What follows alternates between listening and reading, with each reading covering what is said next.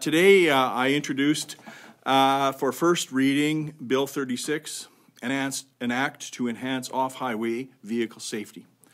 It is our government's approach to addressing a significant safety issue among drivers and riders of off-highway vehicles, or OHVs. The more common term for these types of vehicles are ATVs, snowmobiles, and dirt bikes. People have been riding off-highway vehicles for decades in Alberta for recreation and for work. For example, we know that ATVs are used every day for farming and ranching work across the province, and I want to reassure the farming and ranching community that the amendments for OHV helmets that we are proposing will not apply to farming and ranching activity.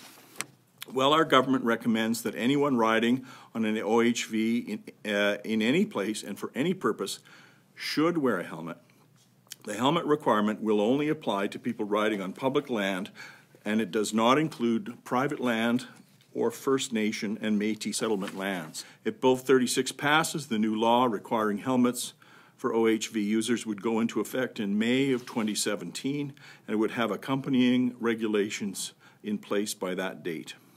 I was critically injured after being thrown off of an all-terrain vehicle, and I wasn't wearing a helmet. I was flown by air ambulance to the Foothills Hospital and rushed in for brain surgery and then put into an induced coma.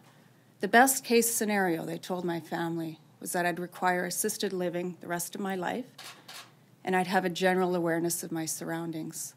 The worst case scenario was I'd remain in a vegetative state. They began the process, and everybody was surprised within a couple of days when I opened my eyes and my family could tell that I was able to recognize who they were. To this day, doctors have no medical explanation as to how I survived.